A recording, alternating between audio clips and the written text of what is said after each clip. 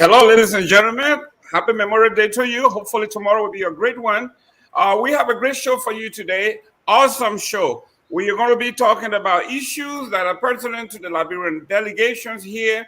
I have my co host, Mr. Tulay, is ready to take me to task. Obviously, our more balanced and centrist, Jimmy Eastman, is in the house. They Gentlemen, how come are up you all doing? reincarnate. They come up or reincarnate. When someone reply, he say yo yo. Everybody say yo. He say yo holy holy. Ladies and gentlemen, thank you very much. Mr. Tulay, how are you doing in the in our neighboring state, our neighboring brothers and sisters, our neighboring country, Canada? How is Canada today? Well, we're doing well. Everything is calm and nice here. The weather is not too bad today. It's what I think 77 degrees outside. So it's okay. A lot of people are outside. We can behave like chicken, right? When the snow stops, we run outside. We enjoy ourselves because we know by September, the end of September, it start getting chilly, and nobody won't be outside again. We'll go on to the end of May. But anyways, it's nice being here today. This is on point. We want to be on point today. We have an interesting lineup, and we want to say welcome to all of you. Mr. Eastman is here, our diplomat. So I'll turn it over to Mr. Eastman. Welcome everyone who has taken the time of this Memorial Day weekend to be with us. We really appreciate you. It's because of you we are here. So we say welcome. Well, hey, all Liberians out there in Radio Land, we have some interesting topics to discuss today. It's always a pleasure to be here to talk about things that concern our nation. You see, maybe we will bring things out that somebody listening will be able to do something with. Yeah, sometimes there's this saying: for evil to succeed, all good men have to do is be quiet. Yeah. We will not be quiet. We will not go away in the dark. We will speak our minds so that the Liberian people, they can be enlightened. We can provide them alternatives and different solutions. It's a pleasure to be able to do this every weekend. So looking forward to it, gentlemen. Thank you very much. That's Mr. Eastman from the nation's capital. Gentlemen, we have some great topics here. We got things going on in Liberia. Some of you guys, or every one of us, have issues that we are passionate about. One of the things that Mr. Tulay has always talked about, passionate is about our nation feeding itself. How will we feed ourselves in this global pandemic of war, of diseases, of outbreaks? Are we prepared, let's say, for the next 12 to 24 months? Since we are a dependent nation that everything is imported, are we prepared to deal with this issue? Or are we going to wait until the 11th hour or the 23rd hour and then we start scrambling? So Mr. Tulay wants to delve into that. And I think this is a topic that is non-political, non-partisan. It is a general issue that Liberians should be concerned about. We also want to talk about other issues. I think I'm going to pass this on now to Mr. Tulay so he can introduce the rest of the topic and then take the lead on today so we can kind of go into our fight, because I'm here to defend the propos. Mr. Tulay, one of the things we want to talk about today is the report, the Cummings. We call it the Cummings report. The report that Cummings commissioned, the pseudo investigation into the allegations against him. The report came out, but before the report can be read, there's a disclaimer. So we're going to go into the disclaimer. We're going to look at it. We're going to look at good, good practices in terms of people giving out witness testimony or writing opinion reports or investigative reports. And is it good international practice to give a disclaimer with a report that you're attaching your name to, or you stand by what you release? And then one of the things again that we're going to talk about, Mr. Gayman, I didn't write all the topic down. Let me confess, because I'm so used to you. What's the last one? Okay, the last one is the park. Okay. The flooding in the Invisible Park, was it realistic or was a hoax? Okay, so we're going to also look into the issue of the flooding. You see, Mr. Gayman, I have one habit. It's not everything on Facebook that I comment on or I say I speak about. Because when I look into the issue and I see that it has veracity or it has substance, then I talk about it. When I feel that it's just something that's been political, I keep quiet. Sometimes because I don't want to waste my time. I have very little time in the day to spend on Facebook. So this is one of the topics that I never spoke on because I have a reason why I didn't speak on it, and we're going to look into it today. So, Mr. Gayman, what is our first topic that we're going to go into? Are we talking about the food or what? Well, let's start with the food because this is something that I think you are knowledgeable about. But nevertheless, it affects everybody, and we all should be prepared. Like our economy in Liberia depends on remittances. That's from you, from Mr. Eastman, myself, and the diaspora.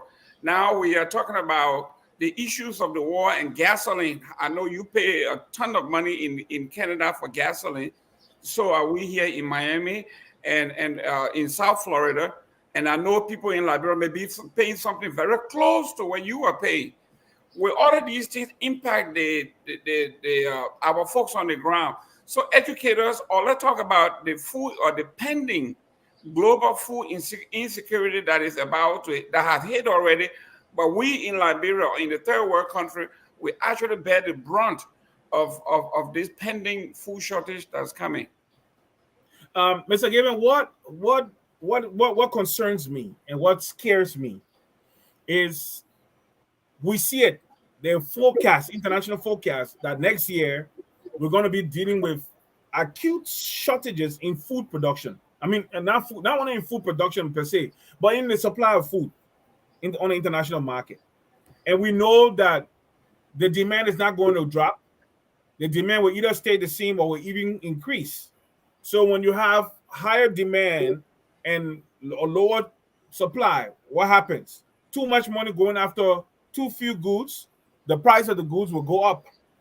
And then what even exacerbates the situation is the price of fuel.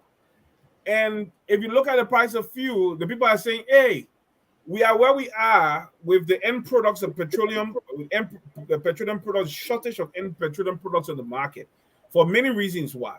Because we built the Green New Deal or the issue of renewable energy. We've been beating this drum so much that people are not investing in terms of investing in refineries, making sure that the supply is consistent on the market. People took that for granted. So right now, we don't have the production capacity to make sure that we have enough cheap fuel on the international market. So we're going to have a problem because when ships paying so much money to move food from one place to the next, and then the truckers too pay so much money to move food from one place to the next, even on the docks, when all your dock machines that are still run by a combustible engines are paying so much money to operate 24 hours, what's going to happen is that cost of operation is going to go up, and the people who are doing business will not bear the responsibility for the cost. What they'll do, they'll transfer it to the consumers in many different ways. So as a result, even the supplies that we are getting from China, India, Thailand, wherever we're getting these supplies from, is going to be impacted. Now, what makes it worse is we are a country, we don't have a food feeding ourselves program. We don't have an active agriculture policy being implemented in Liberia, where we say, okay, how many metric tons of rice do we eat a year? We are making sure that we actively invest locally to make sure that maybe even just a fourth of what we consume on a yearly basis is produced locally. And then we have all the different kinds of food that make sure that we have enough plantain being cultivated.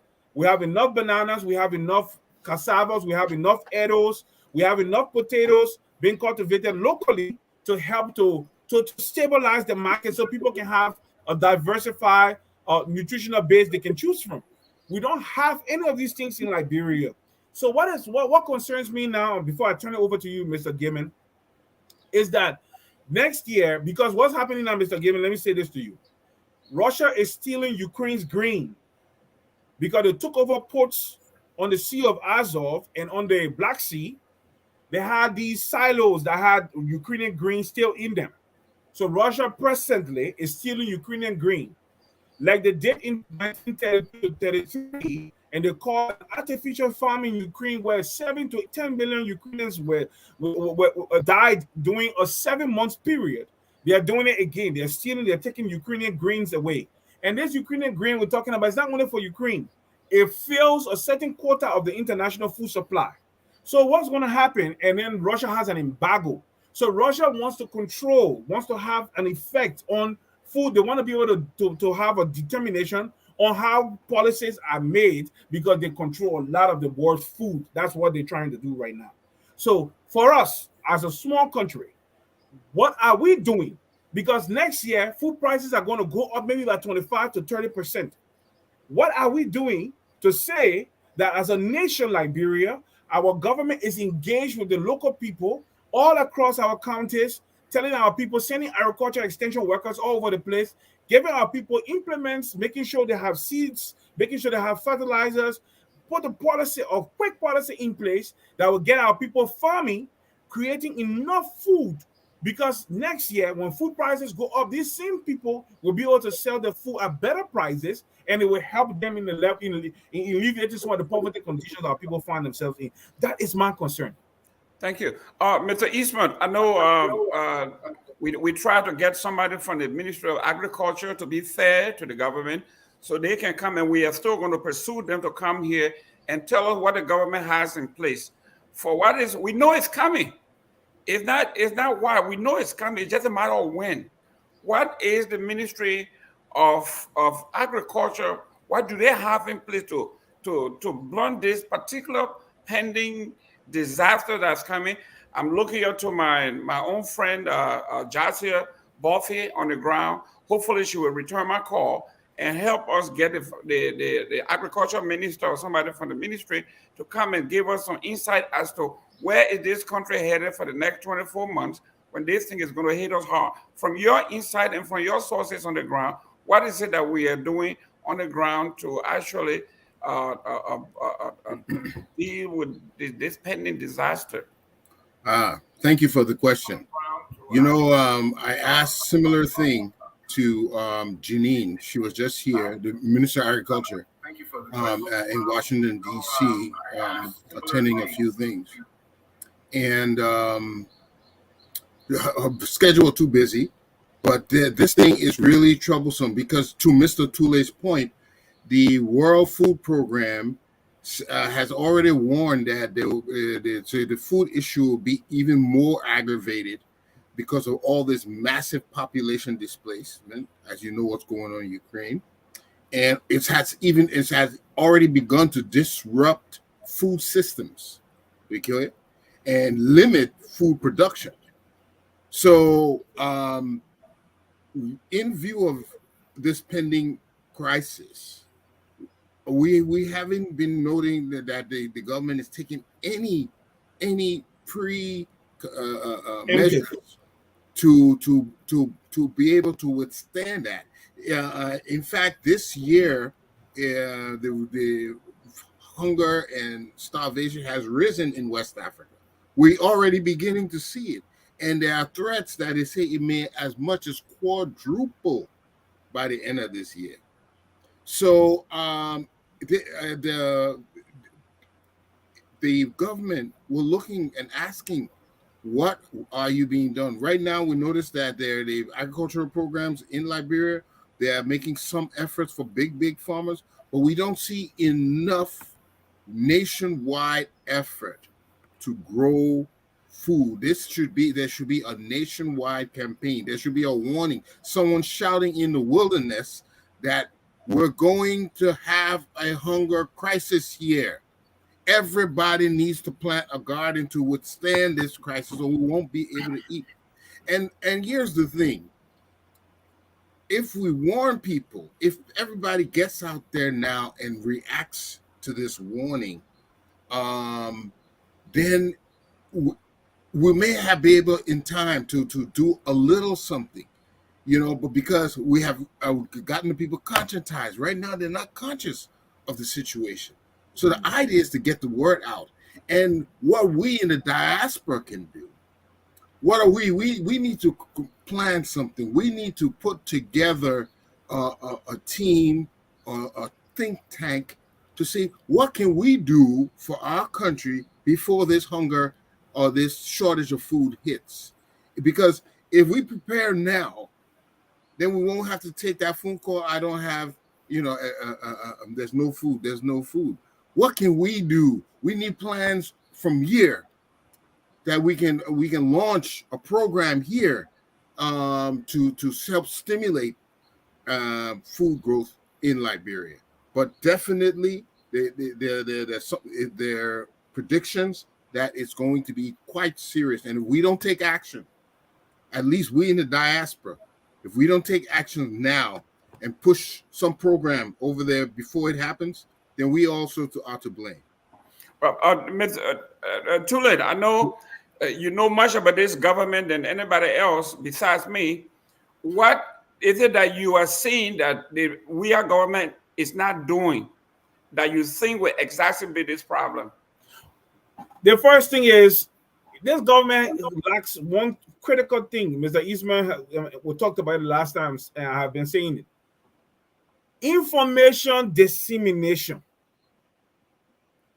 Talking to your people, no matter how uncomfortable the subject matter is, let the people know that you have so much respect for them and that you have so much interest in them that you're able to come to them with honesty and say, let's discuss this thing, even though it's not palatable from my end.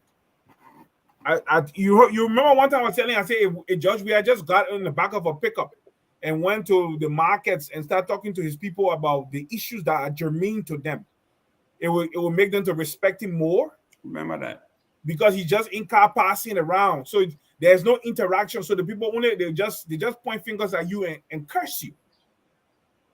And the curse is going to be more in 2023 because their wages for government workers, it's not going to go up. It's going to remain the same. But you're going to have small money now chasing very expensive things to live from day to day. And you got relatives on your back. We're going to have more costs coming in. Rice prices is going to go up and all other prices are going to go up. We need our government engaged with the people. Call meetings. Go to Bon County, get the chiefs together and speak to them because they are the ones who can easily talk to the people. You want to get the information out there? The president goes to ELBC and speak, and we try and then his people go. It's not only with the agriculture ministry and minister. This thing is a national security issue, Mr. Gayman. It's a national security issue because next year, when hunger increases, people are already struggling in Liberia to live from day to day. So think about it. The price of basic commodities, the price of food going up by 25 to 30%. Think about it, Mr. Gayman. And you don't even have any way to mitigate it because you don't have your own local supply. Because you see, when you have your local supply, then you'll be able to fill in the gap. And guess what? Those who bring in the country, they will not price gouge.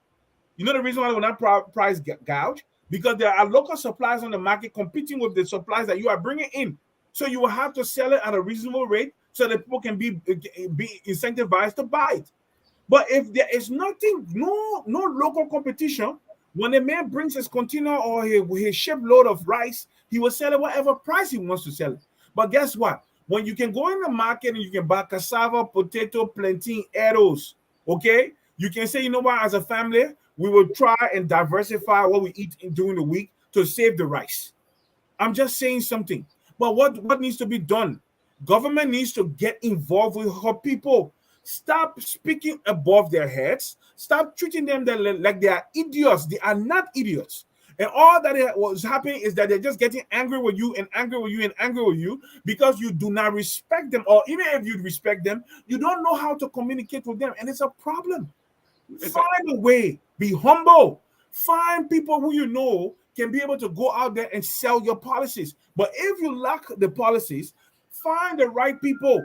Bring out Jimmy Eastman and people that he knows regarding either electricity or the airport running. Bring Mr. Gayman. Let him help you with formulating policy and gathering the right people to talk about solid waste management and how it can be done, even with the limited resources we have. Find somebody else, Dr. Hare, other people, to talk about agriculture and food production.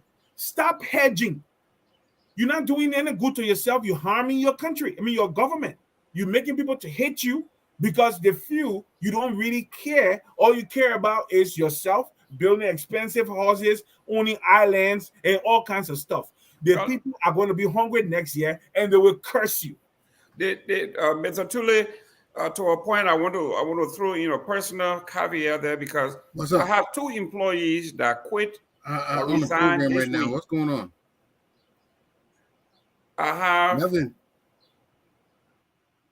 I have 2 employees You have to mute your microphone. Mr. Eastman, you can either go in and come back in, go out and come back in. But I have 2 employees that resigned this week. 2 of my drivers, they're making $20 an hour. And they came to me and said, Mr. Gayman, times are hard. I need raise. Couldn't afford to give my drivers raise. $20 an hour.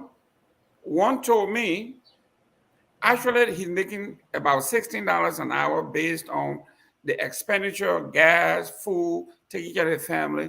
So he felt like it had taken a toll and he needed a raise. And the competitor gave him $4 raise. Now he goes somewhere.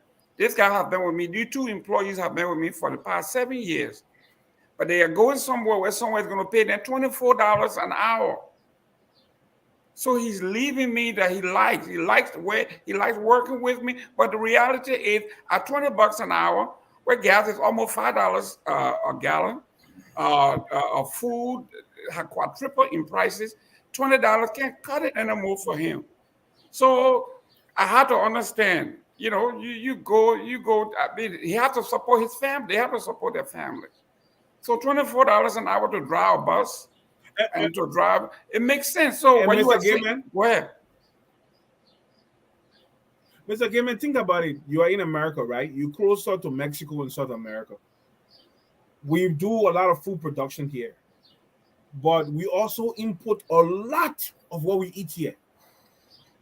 Okay, we produce a lot of wheat, soybean, and and different things, but a lot of what we eat is imported. And guess what? The prices have quadrupled. I'll give you a common example.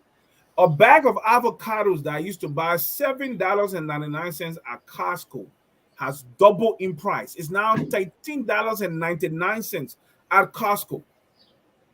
I'm talking about sudden change. A bag of avocado.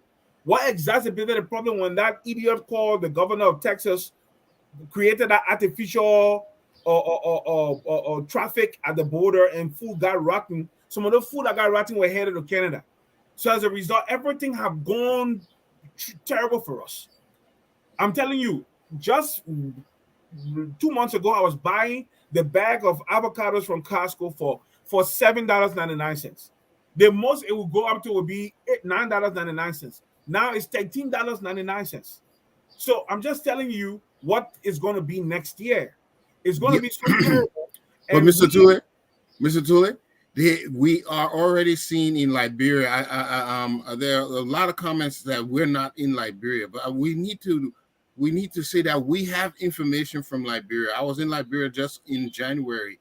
Food prices have already gone up 40% on average, and we're talking about rice and stuff, our staple. We're already seeing these things, and we're making this cry because somebody needs to get on top of it. But where they fault us is, what are we in the diaspora, what are we doing about it that can help curb the situation or mitigate to some level? That is where we don't have the right answers. Sending money, if it's not directly going to put into food reproduction, then it won't have as much effect. What programs can we get started or support local support programs we can support, like where schools are planting and growing that we can donate so that will increase their production? Where can we send old equipment, some used equipment that can be used? Because mechanized farming is the only way to go. So we learned this when I was in learning economics in undergrad in the 70s. We've learned that subsistence farming does not do it. We have to have mechanized farming. We used to sing it then. And the Talbot administration was on the verge of getting us to be self-sufficient in at least in our staple. But since then, we're depending heavily on import. And now imports are about to rise. What is going to happen to our people? You know, we are that voice cry in the wilderness. We need to do something, you know. Before, Mr. Eastman, before we move on, somebody, I'm reading one of the comments, and the person is disparaging us because the person lacks basic understanding of how things work. We don't have to be in Liberia, but I know how much of my personal income goes to Liberia, and I don't have a choice, okay? Because I know I got retirees that I have to help to take care of. I don't have a choice, okay? And apart from that, I don't want to have, I got relatives, I got people living all across Liberia that I know are going to feel the pinch of this thing next year. Yeah, but Mr. Tulay, what's that? Not to cut you off. This is one issue, ladies and gentlemen, that we agree on this year. There is no anti-administration, pro-administration on this one. This is something that the government, if they are listening, and I know they are, they themselves know that they got to get in front of this thing. They have to get in front of this, because if a guy who makes $20 an hour here say he can't make it because he has prorated, he has done everything, and he now knows that he's making basically about $15, $16 an hour. A guy who makes $200 in Liberia may actually be making $120 now. So you think it's rough here? If you had to get up every morning, get in that terrible traffic in Monroe, pay to get there, and then wait for a whole month before your $200 comes in. By the time they take out taxes and everything, you are left with basically nothing. So what we are saying here is, collectively as a nation, if we all can address this in advance before it gets worse, it has nothing to do with whether you like George, we are in the administration. This is something that Mr. Tulay, for the first time, I commend him because he is actually giving us a warning. This is a bull, a loud noise telling the folk this is coming. In the interior where we were born, where most of you have not been, we call him the town crier, the guy who stands in the middle of the town and say the enemies are coming, take cover. This is where he is at this point. This has nothing to do with hitting the government or doesn't like the administration. This is actually what's happening. Your folks will start calling you more for more help that you do not have, because you are losing it at the other end here. Gasoline, like he said, in Canada where he's at, they're paying close to $7 a gallon. More than $7 right now. More than $7 US dollars a gallon in Ontario where I live. More than $7 US a gallon. That's what I'm paying here. I drive almost an hour, 30 minutes to work every morning. I used to go. Think about how it's hitting my bottom line. Of course, I fill my tank every 2.5 days. I have to fill my tank every 2.5 days. Jimmy, I used to like to eat goat meat, and we would go to the place here where you buy real nice live, fresh goat meat, and we used to pay like $7-9 a pack. Friday we went over there. It is now $21. Can you imagine, from $9 to $20? That's over 200%. Guess what? I cut out eating goat meat now, so I can't afford it. So everybody is cutting everywhere else because you're being hit for gas. Now you're being hit for food, and then the folks from back home will be calling you for help. So it is really, really tough, and this has nothing to do. But let's go to the next topic here. Before we go to the topic, go ahead. I was saying that there is a young man that unfortunately is deceased. He was a fan of the show and he a participant here. Not on our show in particular, but on Focus. Focus on Liberia, and his name was Lemio. I think that's how you pronounce that name. Lemio Kwemi. I think that's Kwemini or something like that.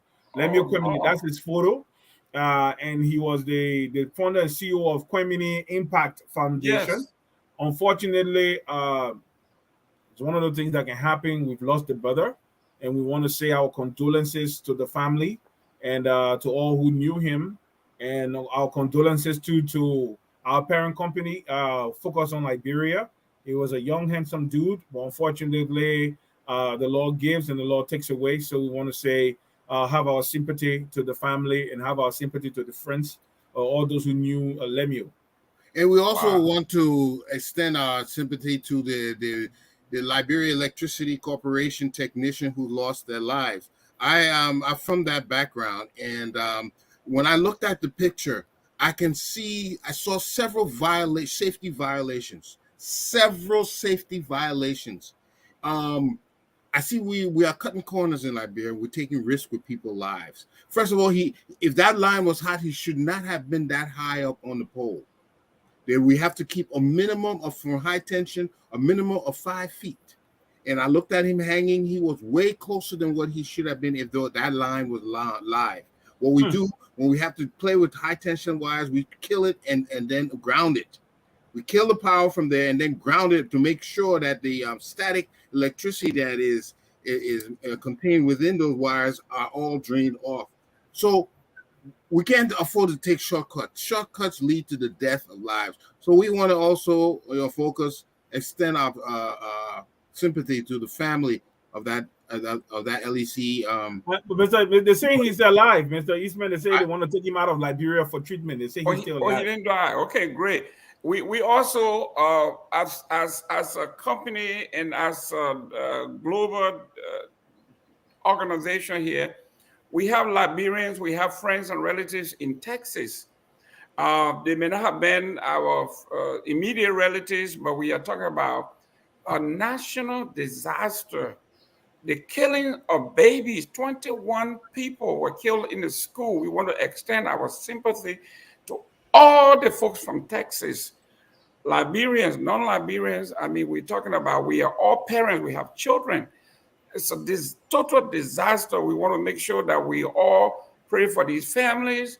Those of you who went through the war, you know the trauma of what we are talking about here. So our sympathy and our condolences go to those families, and we are praying for them. Let's go to the next topic here. Gayman, people say they're tired with your thoughts and prayers. They say you must ban, you should put in place some common sense gun laws. But anyway, let's go to the topic. We'll discuss this. Okay, we'll do that. We'll do that later on. Let's go to Mr. Tulay. We run out of time here. But one of the things that you and Mr. Eastman and most of us who grew up in the 70s and 60s and 80s, one of the things that we have always been taught was civics, that the love of nation should come besides God first.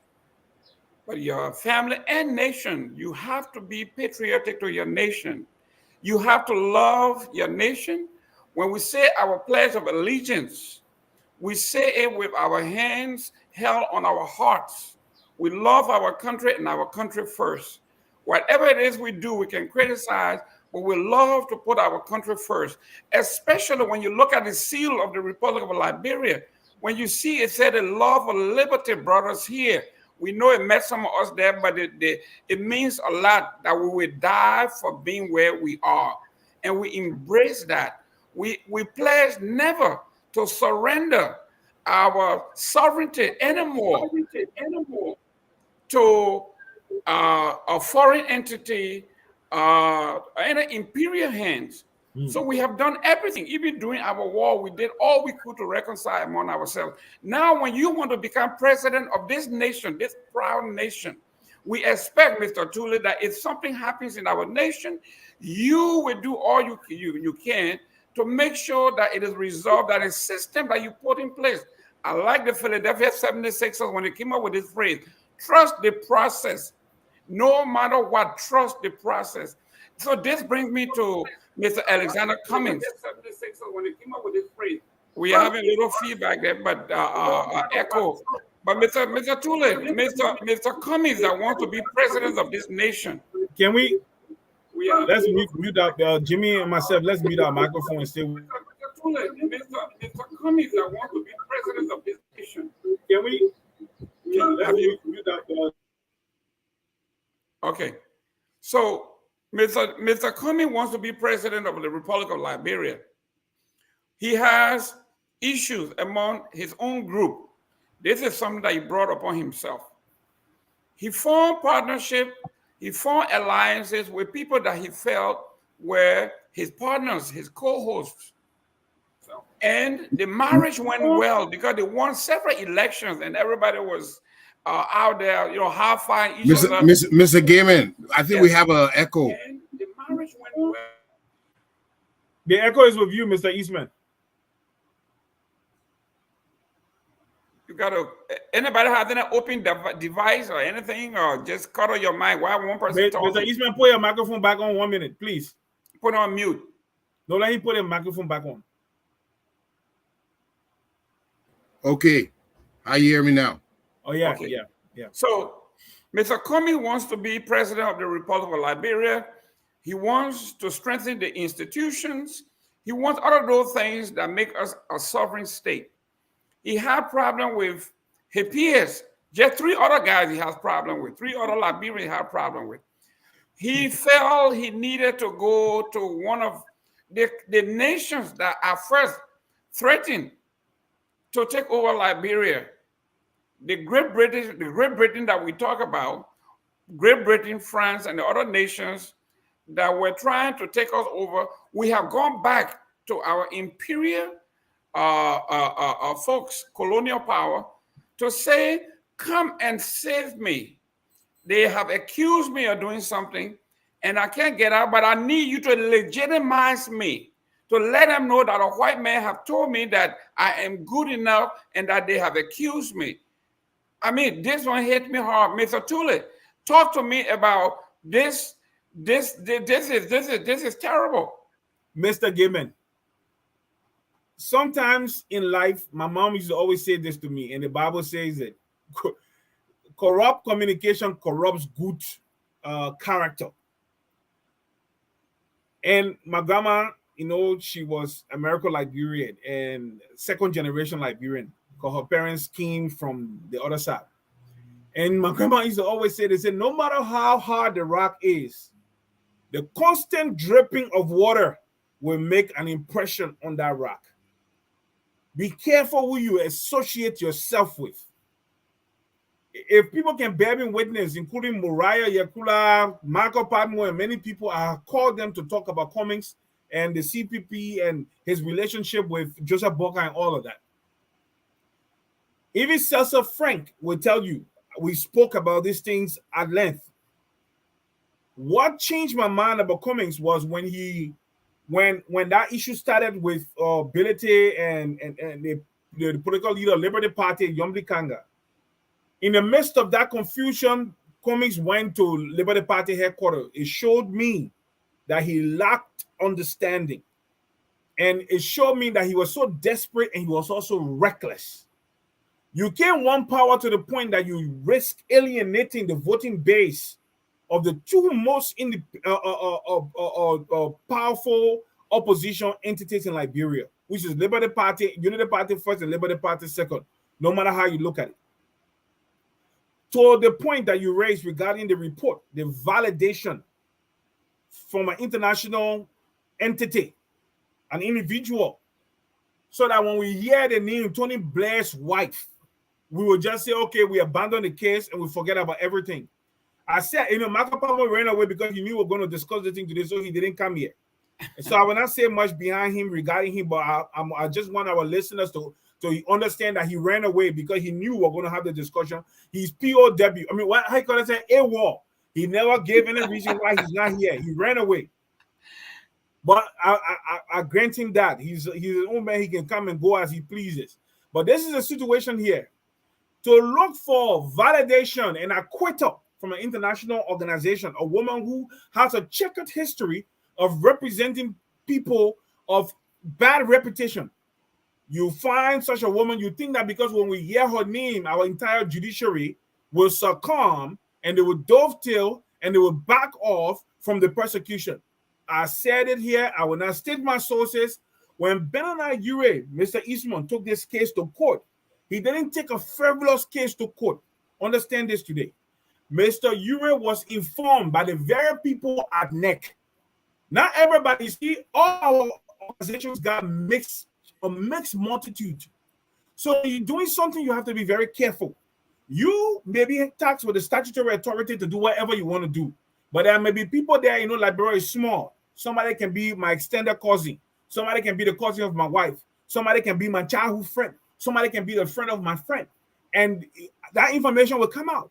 The people told Mr. Ure how, after filing the document at NEC, the document was retrieved and the exit clause inserted, and Daniel Nathan signed as chairman of the CPP when he knew, in effect, he wasn't chairman of the CPP. He was chairman of the CPP executive committee, right? Not even advisory council, but the executive committee of the CPP, because he was the chairman of the ANC.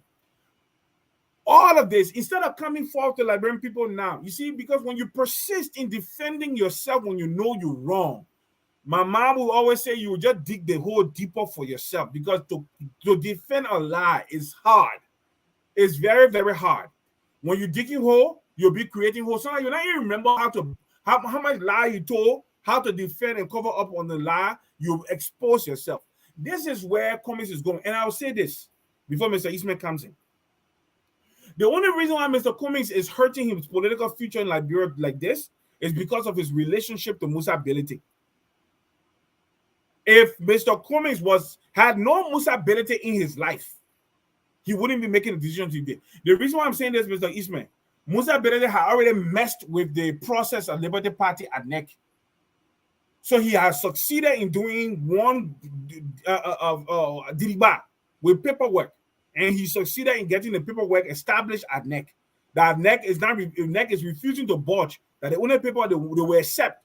Because when Deviator Brown Lasana was accused and sent to court, it was Musa Belete who took her to Lucini Camara to get her bond, to secure her bond, so that the court would not send her to jail. I'm just giving background on this case. Mm-hmm. So based on this, when ANC submitted that document after all the principals have signed, Cummings got advice from whoever, but I believe, I'm not sure, I don't have proof. It must have come from Belete. Let's take that document, insert it, because these people are already talking about abandoning the CPP. Let's hold them there. Even though the document and the clause inserted constitute a violation of a cardinal constitutional right, that you have the right to associate and disassociate as you please. So you're saying that a contract will hold me to this. So the fact of the matter is, he can even bring whoever he wants to bring, Inja Gabriel self, because I don't want to blaspheme here. He can bring Inja Gabriel self to come and give. And the thing about it again, before I stop, this woman had the unmitigated gall to say she's releasing a report, an investigative report, and attach a disclaimer to the report that no court can hold her. And you, the ANC man who paid the money, you were brave to take that kind of document and release it because you believe the Liberian people are stupid.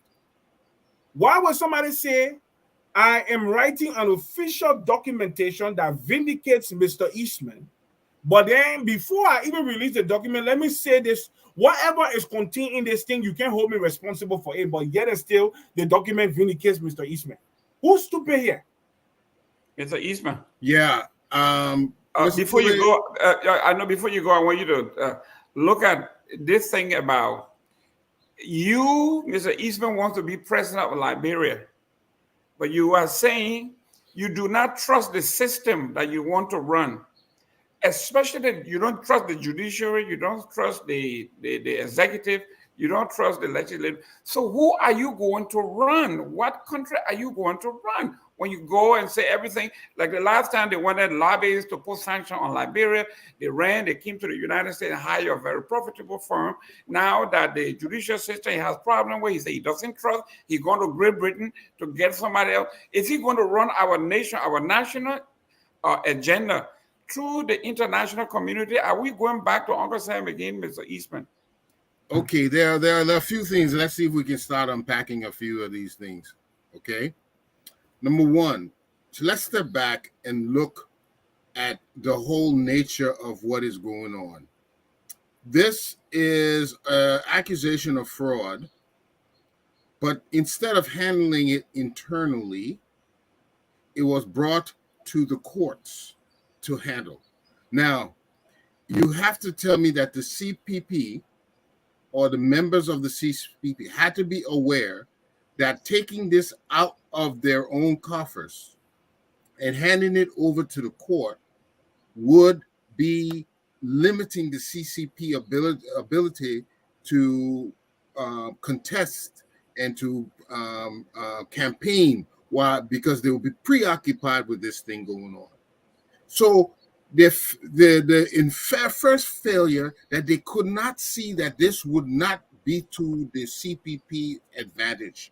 None of the leadership could see that, and if the UP in the body of Chairman VP Bakai, he is purportedly the head runner, the forerunner of all. He's most likely got most support. So it was in his interest to stop this because he was ahead of the crowd. He wanted to be the one to lose the most. So in the first place, we see a failure, not just a failure to handle it, but a failure to see how this would inherently damage the group in itself and all the people who are trying to contest this. They should have seen this, okay, and they didn't. So we see there's some inherent inability that they all have that they could not see beyond their problems. Second of all, you see this effort to go outside, get an outside investigator to prove or to examine or to research or forensic research on the facts. I guess these facts was the information that was put in discovery that the prosecution would have used and whatnot. We noticed that nobody was interviewed, no interviews was taken, and it was not thorough. It was just simply based on some paperwork that or some evidence that had been submitted into the courts in discovery. It was not thorough. The purpose. So you kind of wonder what was the purpose of it. Well, the purpose of it is to show someone that Mr. Cummings did not do anything wrong, and he wanted to do this in a hurry because he could have waited until the end of this trial, but no, he needed it done at that time. So it was to appease something. But the only way this will have an effect in Liberia is toward the end of this case. Now, how much bearing, how much influence it will have on the people who will make the end decisions, it's not so sure, because like I said, there was a lot of no witnesses were examined. There were a lot of things that were not examined. So the purpose of this forensic investigation, I can only say it was something for Mr. Cummings' interest, because I don't see how it would have any effect. But the gorilla in this room, that we have three groups of political entities coming together, and they are knifing themselves. They are shooting themselves in the foot. This is what I don't understand. What is wrong with them? None of them, to me, if you can shoot yourself in the foot, you're not fit to rule me. You're not fit to lead me, because you can't see the error of your ways, and then you want to lead. No. Yeah, but Mr. Eastman, the issue here is this, Mr. Gayman, before you come in. Mr. Eastman, the issue here is this, right? Is Cummings his own man in the scheme of things? I believe Cummings has external influence on him. Let me say this to you. Musa Belete, we know from day one, has always been the operator or senior operator for Madam Salif. Anywhere Musa goes, it means Madam Salif has influence there, whether you accept it or not. And then the Claire Blair issue. Is that her name? Or Claire? Claire? Blair. Claire? Is it Claire? Yeah. All Either right. way is fine. Yeah, whatever way. She is a friend of Madame Salif. So there's still again an angle of the Salif issue. And Salif doesn't have Salif. There's a reason why we call her the Black Widow. I'm being honest with you. This woman doesn't have any good spirit behind her. She tempered with you. That is what Cummings is not a conversant of. That's why he's not paying attention to.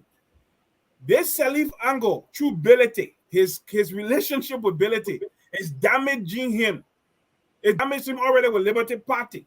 Let me say something to you. Mr. Gayman with Abba Kanga is still alive. He's in his 90s, he's alive. And Mr. Gayman will tell you that his uncle, Mr. Gayman will tell you that as long as that man is alive and speaking, the Baza people listen to him, Mr. Gayman alive. Obviously. Okay, no, I'm being honest with you here. I'm being tribal. Just telling you, he's the elder statesman for his tribe. He has been there for him. They respect him. Cummings has managed to make Abba Kanga his enemy. I'm just telling you something. And when you're running campaign, I'm not saying people will not vote for you. They don't have their own voices. But our people are still in the book. Sherry Blair. Our people are still in the butches. Our people are still in the villages. Our people still listen to the town chief and the paramount chief and the clan chief. They still do that. So when you're doing things, be careful how you do things. Nobody is saying Cummings he doesn't have positives about him. But the lack of judgment because of his desperation and his relationship with these people. Let me say all of them have shown lack of judgment. It's not, as far as I'm concerned. I gave you, Mr. Eastman. You and myself supposed to have relationship, and we are loggerheads. And I am listening to people out there who are telling me, do not compromise with Eastman. Don't listen to Eastman. And then also again, the person talking to me, you are aware, have already said that no matter what, you will never be president in Liberia until I die. And I am the one, and that person is in league with me. You think you when you come to any negotiation, you think I'm coming to that negotiation in good faith? Well, that's great, guys. Before we got to go to comments. Let's Mr. Tulay, can you recognize a few of our folks on here that are commenting? Just kudos to them. At least we know who they are. Just call their names. If you can call at least 10. I got your old girl Miera Tata Herring, and she already finished cussing me up. Okay, Miera Stella Herring. That's good. And Flomo Livingstone is already there. Okay. I'll read some. Yeah, let's go. I'll read the comments. Yes. Let's go ahead. Answer me, please. It says no, the comment, the Tata Herring comment. Herring. Yeah, he will come back. He will come back to it. There you go. Miera got so many. The Miera Stella Herring comment. Here we go again. Jerome is talking sense. Or he was talking sense. Now he's coming talk nonsense with this Cummings brought it upon himself. Larry Davis said, gentlemen, who are the serious candidates who should be the best presidents of Liberia? Good question, Larry. Man United De Piero says, hello to you guys for bringing information always. Cummings' report is meant to appease his international partners and has absolutely nothing to do with Liberia. Cummings paid for what he got. Alexander Boniface Emmanuel Hayes, speaking to De Piero, says, are you kidding? The reason Cummings brought in those Florence, it's to be forensic teams, the forensic team is to discredit the judicial system in Liberia. Another angle to it too. Yeah, that was it. And it will only make them angry and they will stand. You see, you gotta be wise, man. The government needs to invest in the agriculture sector, what we were talking about earlier. This is from Emerson Ibrahim Ginda. It says Liberia must go back to the soil in order to stop wasting too much money on imported food. That's true. Yeah, you're right, Emerson. Let's go to the next one quickly. Uh, Boniface Emmanuel Hayes again. I stopped drinking until my little brother had to congratulate me on my cut down due to the gas price. Makes sense. Money, we got little resources now. Nowadays, you have no civic education in Liberia. It's Tata Harry again. That's right. Tevi Cole. It's a check Gayman. Hey, 1 minute Gayman, you already with my sister. Okay, Johnny Johnson. I want to my brother. Thank you very much. Attitude of gratitude. I would like to bring 100 people from African diaspora to Liberia to invest in citizenship by portfolios, etc. Business, can you help? Yes. No, that's not. I came to let Liberia 3 times. He came to Liberia 3 times. He visited Liberia 3 times. Yeah. Okay, I'd like to stop there 1 minute. And this is something essential. I've heard this many times. People want to invest in, and I know of businessmen, agriculture, but there's been some roadblocks. If we ever going to get Liberia where we want, we have to get those roadblocks removed. The government has policies. It's not the laws on the books. It's the practices and the culture that when you get there, you have to grease hands to get anything through.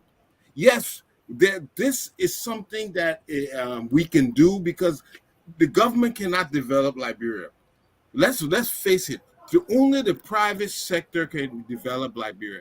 And what this gentleman wants to do, this is the key to our success. We who in the diaspora, many of you criticize us. We don't want to stay here. But the roadblocks that are there, we have to talk about because we want to invest in Liberia. And there are so many things that prohibit, even when you go there and you bring your money, sometimes you trust your own family members and they cheat you, they rob you. All these things are what makes the climate difficult. But we will not relent. The diaspora has keen interest in developing Liberia, just like this gentleman wants to do. And please reach out to Focus, and we'll get in touch. We have the gentleman that went to Liberia 3 times, and for some reason got frustrated. We are not saying we have the key, but call Focus on Liberia. Leave your number, and somebody's going to get in touch with you. And we're definitely going to make sure that you get in touch with the right people, so you can actually get things going because our people need the help. Okay, go ahead. There's another reader. Boniface Hayes, he's on my back today. He's there, Mr. George Kanneh Tulay. It's supposed to be an A instead of E, sir. What you are explaining is the UP version of what you think happened. Yeah. I don't want really to get the issue, bro. But I'll tell you something. When you're doing something in Liberia, especially Coco G, be very careful how many persons know. Especially organizations like that, people will tell on you. That's how we know when things go wrong. That's how we know. So, I won't kid you. Rory Scott, if I got it right. Roy Scott. You don't like you don't like Cummings. Who is the choice? Well, forget that. Be that.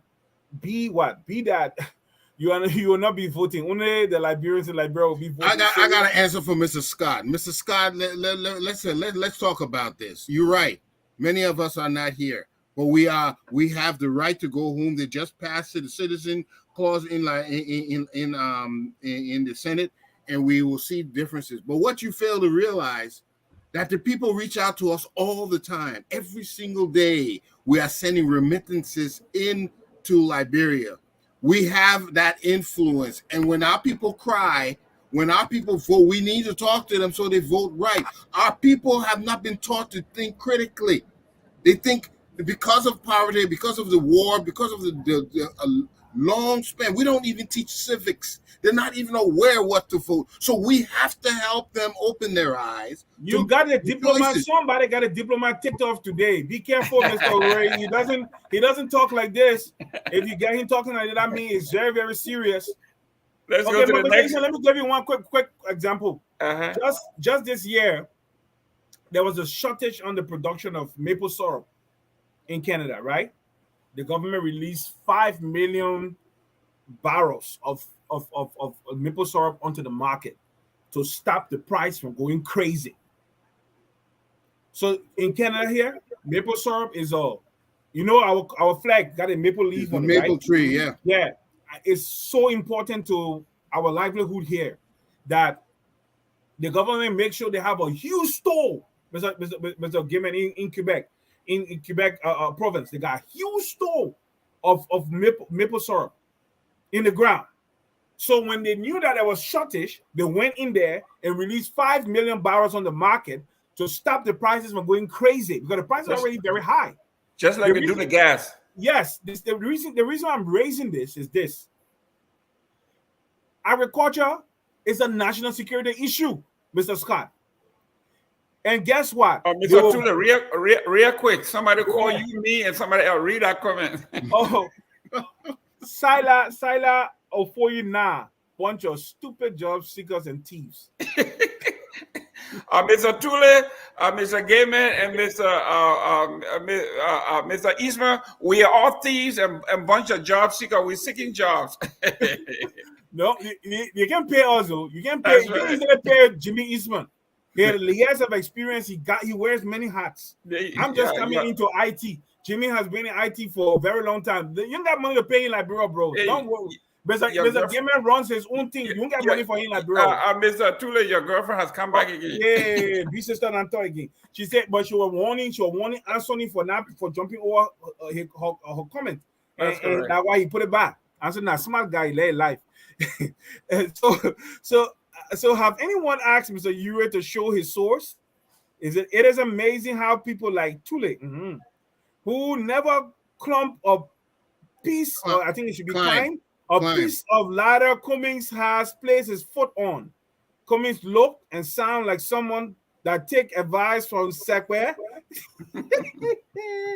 You listen to two people come out and make statements, but you sit here and turn blind eye and a deaf ear. Be sister, ain't it out. We know what happening. Your man messed up, and the best thing to do is to come out to his friends and let them talk. That Mr. Eastman always say, let us settle this thing. Mr. Tulay, you saying this because he's coming for your pape. Well, fine. I hope others read that report. Oh, that's true. I started reading it. I left it because I've been so busy, but I will finish it tonight before I go to work tomorrow.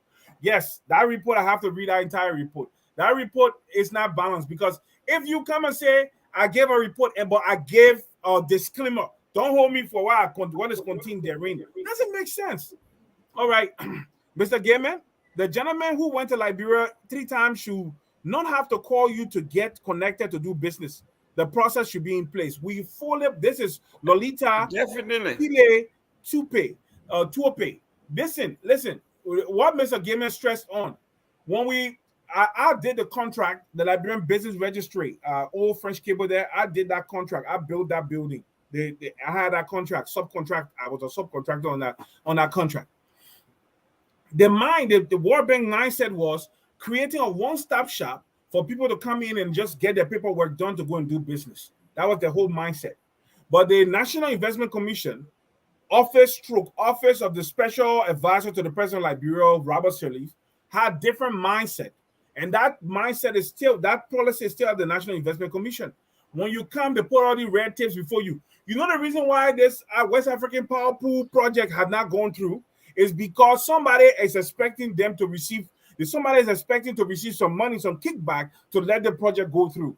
This is the problem we're talking about. Investors will not come. You already don't have water. You don't have stable electricity. So then you create so much bureaucratic bottlenecks that you suck so much money out of people. Then you run investors away. And like Mr. Eastman said, without a strong private sector, Liberia is going nowhere economically. Let me read this Mr. Scott again. Stop thinking that people in Liberia cannot think or do things for themselves. Well, that's not what we said. That's the problem. That's why they will vote George. We are out of power. You prevent them from developing social solutions. Well, local solutions. Local solutions. Lastly, So Donald Trump Republican right there, right here. Amongst the mothers, children, they love themselves the best. When they get their belly full, they don't care for the rest. See, we care about Liberia. That's why we always talk about providing common sense solutions to these issues. We But talk. The first thing we spoke on the show today was the food issue because it's coming. Whether you like it or not, whether you don't prepare, it's coming. And next year, food prices are going to go through the roof. For us here in Canada, it's going to be terrible. I feel sorry for those who live up in the north, in places like Yellowknife and other places where things are 7 times, 8 times expensive than in Ontario. It's But coming. you know something, Mr. Tulay and Mr. Gayman, I don't know. I think it's very unfair. What's wrong with Scott? You see, we look at our people, for instance, they're garbage all around the place. We know that they can get a campaign together, a self-help program, and pick up some of their garbage. It doesn't have to be that dirty. It doesn't have some of the things we can do, and we notice that they're not doing it for themselves. A lot of campaigns, you and all these organizations point to people how they can do community development by themselves. It's not an outside solution. We're trying to motivate, we're trying to point out ways that people can help themselves. And sometimes that's all you need to hear. But we know that for some reason, something is holding out. Liberia was not like this before. We were doing things, we're doing amazing things. We were on the verge of becoming a second middle-class nation. So what is wrong? Perhaps the war has an effect. So what we will do will bring ideas that will, the one that works, maybe that will be the one to stimulate. But we were not going to sit down here and not offer nothing, not offer our services. We will go there, we'll make investments, we'll bring suggestions, we'll study, we'll do the research. This is a wholesome effort. There's a brain dream. The war caused a brain. Do you know that most of the professionals, Liberian professionals, are out of the country? This is what is going on, my friend. That is why we here. We said we have to go back and make our share. This is what happens when the people who have the expertise, they leave because they can make it anywhere. Mr. Tulay, Yeah. Mr. Eastman, I wanted to talk to the person who said that if someone wants to do business or invest in Liberia, they shouldn't have to call someone. That's true. But what we can do, we can point you to the right places and the right folks. And secondly, mistakes that other folks have made, so you don't make them. And I'm going to give you a typical example. A gentleman wanted to invest in Liberia, and I introduced him to the investment commission. Go to the investment commission, get your packet, and begin the process. When he went to Liberia, I thought he had gone there to invest. Actually, Mr. Tulay and Mr. Eastman, what he actually went to do was he had just gone, after we had made all these connections, thinking that he was an investor. He was just going to do his initial assessment. Wow. Now, if you have people you get all the different heads of the different departments together, thinking that an investor has come. And then you come and they ask you these questions. What is it you're trying to do? What's your bottom line and the survey and your demographics and what is it you want to do? And you say, well, we came here to see, then you're wasting people's time. When you get to that level, you should have already done your investment. You have identified your gaps.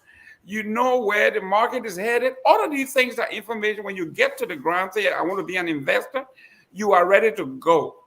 But when you go go ahead. Mr. Gayman, don't listen to that thing that person talk.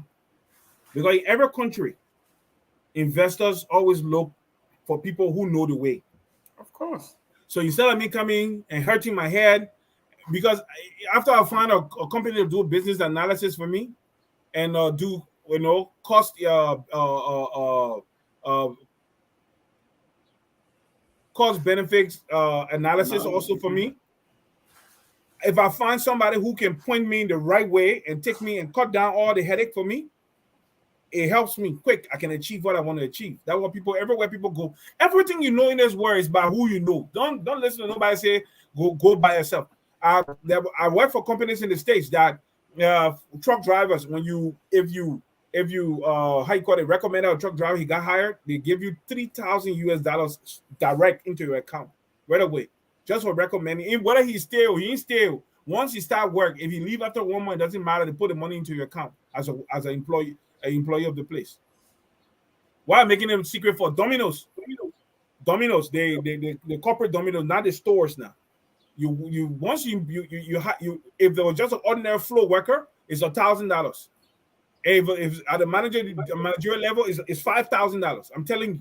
So it's who you know that how the world works. You got to put, if you can vouch for somebody, they feel they don't have to go through all the stress. They know for the well that you will not bring just anybody to come in and spoil your name. That's the thought process behind this. So it's the same thing we're talking about here. So don't say, oh no, he shouldn't call. Let me tell you something, the bottlenecks are in place. But if you get to the right person, the boys get caught short. Why are we trying to mitigate the process? Why are we trying to solve and resolve the bottlenecks? We still need people to come and invest. And the only way we can do, we hold their hands and take them there and show them where to go. Let me tell you something. Some of us got investments in Liberia, not because we sit here and talk. Bro, just the reality is you can Facebook, everything out for Facebook. Let me put it that way. But go to my page, you will see. Go to my page and check. Go check my name. On my page, you will see something there. I'm going to tell you what it is because this is not the place for it. But the issue on the ground here is this. Liberia, we need better things in Liberia. And how we do it, we got to prepare the ground. Somebody like Mr. Gayman, for instance, why would somebody want to go live in Liberia if you're taking 2 hours from Tinker Village to Broad Street or 3 hours or 1 hour, 30 minutes from Tinker Village to ELB Junction? Think about it. So if we put our ducks in a row, if we line up our ducks, we resolve our issues, like Mr. Gayman was saying, we put everything in the right perspective in Liberia, people will come. Let me tell you something. The people, enterprise funding, the people got money, they're looking. That's why you see Volkswagen open a plant in Rwanda. That's why you see Rwanda had done so much for herself that the UK is saying, hey, when we want people to consider people for asylum, we want to send them to your country while we work out their case. Why they can't say that for Liberia? Because we're not ready. You think that got anything to do with George Weah? Ain't got nothing to do with George Weah. Until we fix our minds, we have a paradigm shift and we get ready to make our country what it ought to be. We have to do something. And George Weah started the project, laying the road going to expanding the road going to the airport, and they're doing that project right now, Mr. Gayman. Mm-hmm. They're trying to expand the road. It is not a political issue. We'll say kudos for doing that. But we also need to expand the road going to Poor River. We need to expand that road going to Poor River. We need to expand the road going all the way to 15th Gate so people can get out of the city and be able to come in and go out with ease. But that's not the most important thing. With these few days, people were criticizing George Weah project to change transform that airfield into a very nice playing park. I never bought into that because it doesn't make sense. If you know the topology, if you know the geography of that area, you will not even criticize when the flood comes to the place. The people filled that place. You see where the airfield is? It was swamp. Okay, they filled that entire place up to build that feed. That one, when you look at the feed is elevated. They raise up they fill the swamp all the way down to what they call Lakwasi West Point to build the airfield. So where that playing field is was swamp. It has always been a swamp. They put sand there. The sand they carry over there. That sand not coming from over there. That sand they put over there to create that to help with the flooding in the area. So you know what? We have a natural drainage system in Liberia. In the 80s, all the places water will drain when there's flood and heavy rains. People have built all over there now. So guess what? Water has nowhere to go, and water will find level. Water will find somewhere to go. So right now, what's happening? Water coming back, water going forward, water flooding homes. People who haven't suffered from flood in their homes are having flood situations now because every natural drain area is being built with homes. And this is a simple sense thing. I remember my own biological sister, she was just chatting with me just now. She bought a land, built a house during the dry season. Since that time, she can't hardly do anything with the land in the Tinker Village area because the place is a floodplain. It's just a reality. That place they built something, they did well to build that. And even if they have drainage, took people and showed them the drainage. Now, I'm one of the major critics of the Weah-led government. But don't criticize where criticism is not due. The place is waterlogged. That whole place across the road to Madam Sally, that whole place is a swamp. So when the swamp gets full, where is the water going to go? It will fill the drain systems, and when the drain system gets filled, what will happen? It will back up to the source. Mr. Eastman, am I lying? That's If the drains get full, the water will back up to the source where the water is coming from. And the water will it will rise where it's coming from because it has nowhere to go. Water takes the least path of resistance. Okay. That's what it always does. It's not one of the things we should be criticizing them for, man. Come on, guys. And one of the things that we are talking about, you notice when we said if you have a plan, if you have an idea of the solution you want to invest, we didn't say call Tulay or call Eastman or call Gayman. We say call the parent company. Because if you focus on Liberia, we have the manpower, engineers, doctors, lawyers that can look over your stuff and say, this man got his ducks in a row. And if you go to Liberia to the right agency and they don't give you the stuff, now we are ready to blow the horn and say, these guys are corrupt because this man has his financing sources ready. He has his business plan ready. He has everything ready, and they're not giving him a chance. So this is why we are saying, nobody is saying, call Eastman and get him 10% of whatever you're going to, that's not it. This is free. Anybody who brings 1 or 2 extra jobs to Liberia, you are taking 8 to 16 people off the payroll. You are helping for one person you're helping Liberia. I heard you're helping about 8 to 10 people. So if you were to hire, if you had a small business that will hire 10 people, you multiply that tenfold in Liberia. If you hire 10 folks, you are hiring like maybe 100, 150 folks. So if you have your information ready to go, and if you're into high tech, Tulay and Eastman engineering and those things, that's their stuff. The local and said this is the right thing to do. You ready? This man is ready. Believe it or not, Tulay has been out of Liberia, but he worked there. He knows every crannies of the place, same as Jimmy Eastman. All of these folks. So, and believe it or not, I was much closer to the Ellen government than I am to the WIA government, believe it or not. Okay? When Ellen became president, I met with her personally 3 times. 3 times. And because I had people working and she knew what we were doing, she had no issue. So what we are saying here, it has nothing to do with the president. This is our nation. We had a come here the other day, the guy said, you supported Ellen, now you supporting President Weah. Yes, that's how it's supposed to be. Once you have a president, you have a leader, we have to rally around that leader and make sure that leader succeeds. Like Mr. Tulay was saying, we're building the RIA road. That road did not begin with President Weah. But Mr. Gayman, it's a fact. Anybody who doesn't want President Weah administration to succeed doesn't want Liberia to succeed. You have to look at it like this. We want it to succeed. And if we're talking, we show that if they're making little mistake, they could go somewhere different. But we want Liberia to succeed. We want administration to succeed. Mr. And Tulay, sometimes only by you talking about certain things will correct it.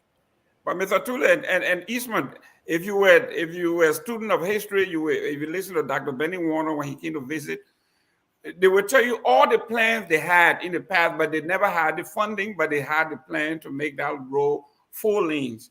Ellen came, she perfected the plan, they had it ready. President Weah came, the money was available, and he's doing it.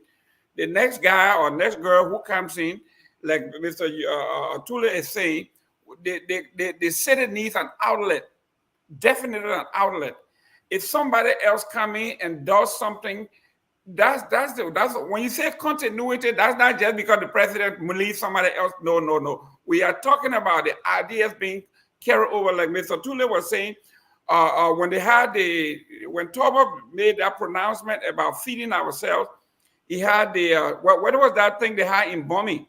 Agrimingo. Okay, these are great ideas that people have worked on. The research has been done. All somebody has to do is dust it up and say, let's weaponize this and move forward. It has nothing to do with who did it. So this is the new idea that is going to move Liberia forward. That's why we are here. It is not about Republican, Democrat, or this and that. Yes, sometimes we do fight over these things. But when it comes to the central theme, which is Liberia, listen, we don't. I don't want to die in this country. If it happens, fine, but I want to go home. So does Jimmy and all the learning that Tulay is doing. We all want to go home and compete. We want to go home and compete and do well. So you can't just sit here. Say angry that we say Cummings show lack of judgment, lack of sound judgment, lack of critical thinking, lack of foresight. That's what he showed. When Tulay beating up the George, we had clapping. Cummings showed that he's a political neophyte.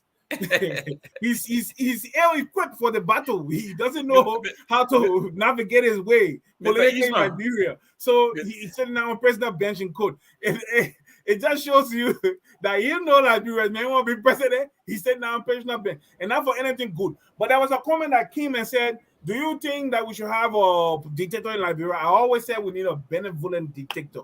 I can show you a couple of countries that were set on the right path by somebody who came and wasn't very democratic. Lee Kuan Yew in Singapore, it was a fishing village, almost like a small town, city. When he came there, transformed the minds of his people.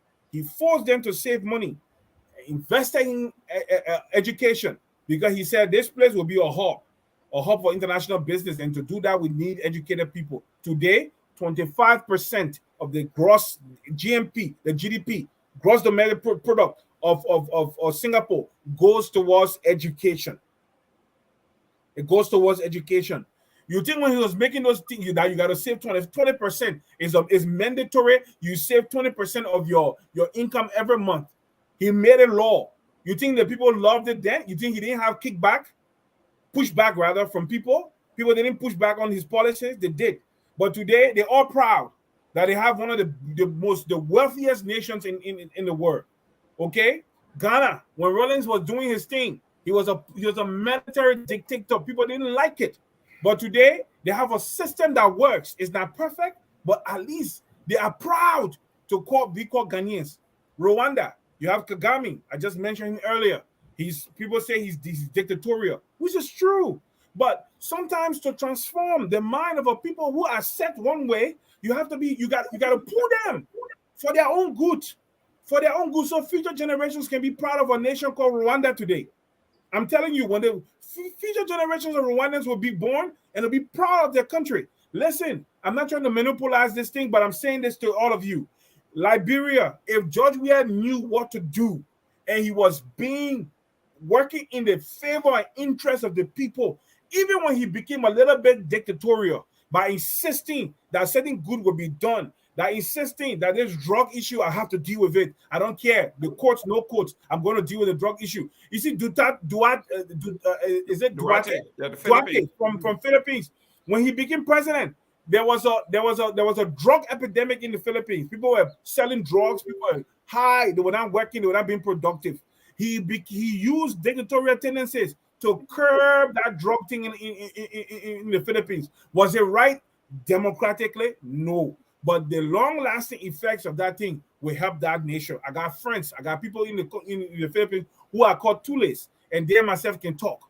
So please, what we are saying here is this: Liberia, that only country what we get, man. Yeah, let me tell you something. I can't be in a country I pass 65. I'm coming home. And the only way we can make that place good enough for me to come home and be happy there, and I can bring my investments there, is when we make sure that we have the roads are open coming into the city. We make sure our systems are working. We have stable and steady electricity production. We have a lot of things that we can be proud of. Until then, I will leave it with Jimmy and Mr. Gayman. Great. We're out of time here, Mr. Eastman. Let's go to your closing because the next guys are on deck.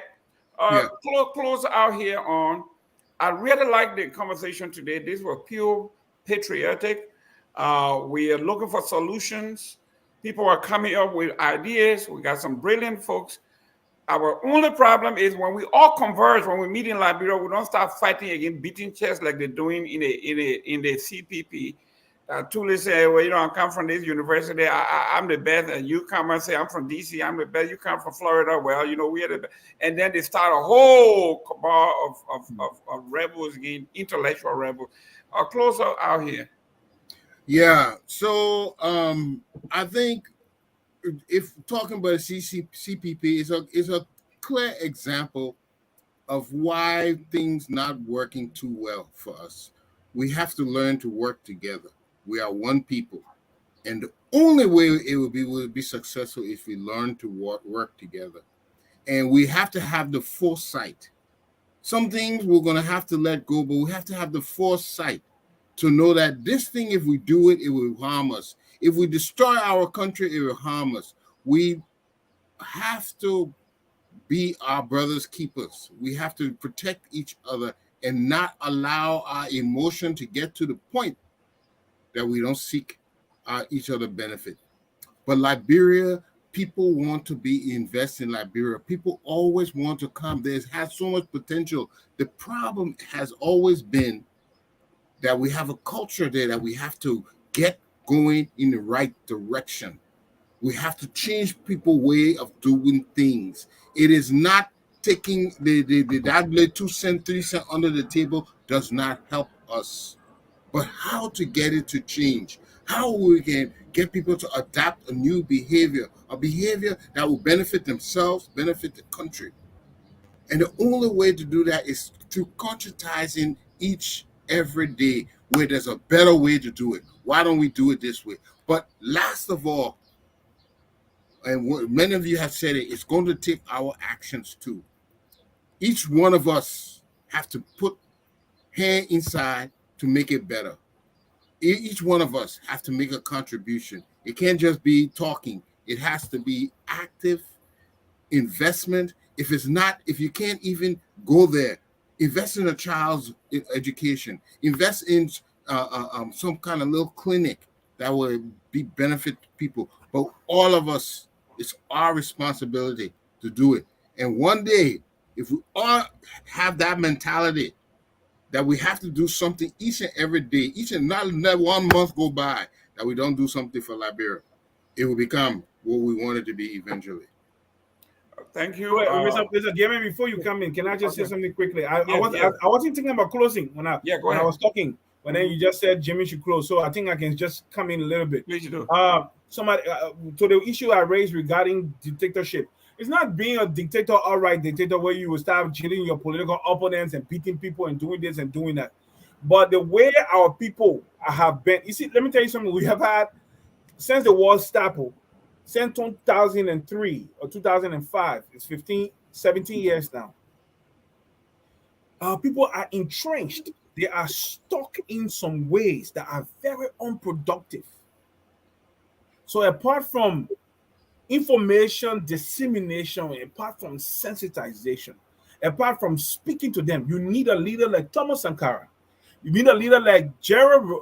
Look, give me a common example again. Sankara, when Sankara took over, the bureaucracy in Burkina Faso was bloated. He cut everything down. He sold off the presidential limousines. He rode a Babi Solo, Babi Solo, Mr. Gayman? Mm-hmm. That small Renault Clio. That was his official car. He never went with a convoy. That's how he was killed. He went with 2 persons plus himself, made it 3. He sat in the front seat, 1 bodyguard, driver. That's how he went around. Because he was trying to change a mindset. He was trying to present a positive information. You know that the house he owned, the only thing that he left of value was his guitar in that house. I've listened to his wife talk. So I've studied Sankara. I've studied Rollins. I've studied Kagame. And I'm saying this, Sam Wallow, because you spoke about that. To change Liberia. You think Liberians, let me tell you something. You think you can use the courts to handle the Zogo issue in Liberia? You can't, though. To deal with drugs, the importation of drugs and stuff, you think you'll deal with the court? The courts are corrupt. The issue on the ground to get some things done. I remember when Chancellor decided he was going to bypass the court because he wanted to solve drug issues. He had the SSS at that time go and raid all the drug dealers and bring them to the Monrovia Central police station. Listen, what I'm saying is this: you can fix Liberia. but you have to be in the favor. You have to, everything you do have to be for the people. You have to communicate to the people, and you have to tell them that I'm going to take some decisions that will hurt. I'm going to take some decisions that will be painful, but at the end of the day, we'll be a better nation for it. The people will line up behind you. I mentioned here last week when Jerome decided to pass an edict that if you stole electric wire, they will execute you if you are found guilty. And they executed people, and that whole problem went away. Look, to change Liberia is very rotten at the base. Is the mindset you have to change. By example, showing good example, being incorruptible, being in the favor of the people, respecting the wishes of the people. But guess what? Taking some stern decisions. There are people who form corrupt. Let them sweep on Broad Street from Duco all the way to Crown Hill. They sweep every morning. Corruption will leave Liberia because nobody won't wear that yellow suit to sweep on Broad Street. It's so easy, but it will be against the constitutional right. But no problem. Go one deal with corruption. You will get on the street and sweep. Thank you very much, guys. You have said it all. I mean, I couldn't have said it any better. As usual, as we say here, we'll see you next Sunday, same time. If you have suggestions, you got topic you want to discuss, or you want to come on here to take on Jimmy Eastman, Mr. Tulay, or myself, you are welcome to do so. We want to make it interactive. As usual, when we say we are all Liberians, whether you're from the left, right, or in the middle, we are all Liberians. Let's take our song out. I love this song. We are all Liberians. We are Liberians. Liberia is our home. Liberian people. Either you hate it or we want. Liberia. Either you hate it or we want. Liberia, Liberia. Oh,